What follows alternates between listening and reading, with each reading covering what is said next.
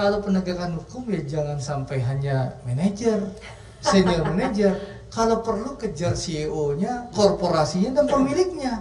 Gitu. Ini kan pegawai. Nasionalisasi saja demi kepentingan rakyat, demi kepentingan negara Kesatuan Republik Indonesia. Setuju. Ya, sekali lagi.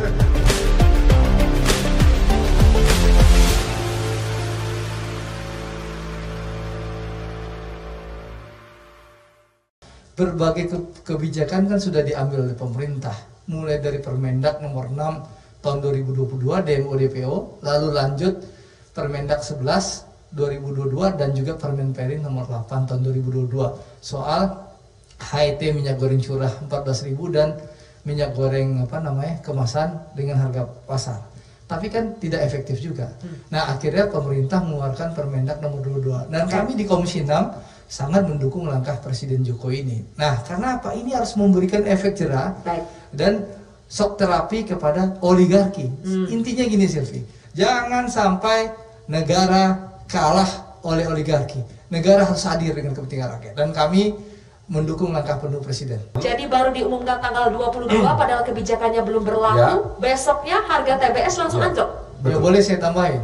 Jadi yang disampaikan Mas Darto itu menunjukkan bahwa ada perlawanan dari oligarki kepada pemerintah. Sehingga ada dugaannya oligarki ini sengaja menurunkan pembelian harga TBS supaya apa? Supaya petani menjadi gelisah, lalu terjadi kekisruhan dan melakukan perlawanan untuk menolak pelarangan ekspor.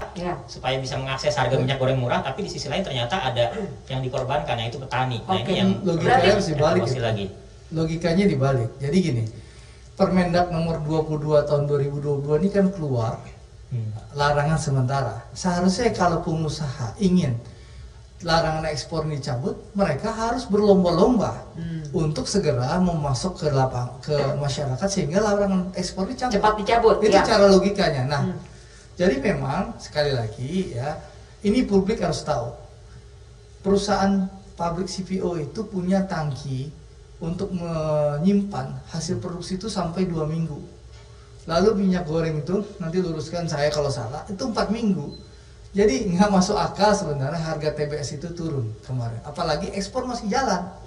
Jadi memang sekali lagi itu bentuk perlawanan. Nah, sekarang intinya sederhana, Zilvi. Apapun peraturannya, satu hal, jangan sampai peraturannya jadi macan kertas. Caranya apa? Pemerintah memang harus punya nyali, lalu punya komitmen untuk menegakkan aturan ini. Pak Edi, jadi pemerintah punya sebenarnya Permentan 1 tahun 2018 yang disampaikan Mas Darto itu ada pasal 6. Pasal 6 itu di mana gubernur dengan tim itu yang menentukan harga TBS di satu provinsi. Nah, tinggal konsistensi aja pemerintah ya melalui Kementerian Pertanian, Dirjen Perkebunan bersurat dengan gubernur, diawasi itu. Jadi dua ini. Jadi Permentan 1 tahun 2018 harus dijalankan secara konsisten untuk melindungi petani sawit. Lalu Permendak nomor 22 tahun 2022 itu dilaksanakan agar apa? Agar betul-betul minyak goreng curah itu tidak goib lagi, hadir di lapangan dan dengan harga eceran tertinggi 14.000 yang sesuai ditetapkan pemerintah. Ini sederhana sebenarnya. Jadi intinya apa? Apapun peraturannya, Mbak, kami di DPR mendukung pemerintah. Harapan kami satu di DPR tuh, jangan peraturan ini jadi macan kertas itu. Ya, masalahnya kan konsisten. Ya, maksud Mas Heri itu, maksud Mas Heri itu, ini saya terjemahkan maksud beliau bahwa kalau penegakan hukum ya jangan sampai hanya manajer, senior manajer. Kalau perlu kejar CEO-nya, korporasinya dan pemiliknya. Gitu. Ini kan pegawai. Ya. Keputusan tuh nggak di pegawai, tapi di top manajemen dan owner. Jadi kita dukung sepenuhnya langkah Pak Jaksa Agung, kita apresiasi, kita dukung. Tapi saya rasa tidak cukup dengan hanya 3. Itu harus ditingkatkan supaya kan kita mengejar efek jerah. Ada satu saja kalau CEO-nya, ownernya yang kena atau korporasi yang kena, insya Allah besok itu dugaan saya itu minyak goreng banjir itu. Terus larangan ekspor udah cabut aja ya? Iya, karena memang larangan ekspor ini kan sementara. Judulnya aja Zilvi, peraturan Permendak itu kan larangan ekspor sementara. Bang Andre, catatan dari Anda solusinya? Keputusan pemerintah untuk mengeluarkan larangan ekspor ini didukung oleh rakyat. Karena keputusan ini dianggap oleh rakyat, pemerintah hadir dan berpihak untuk rakyat.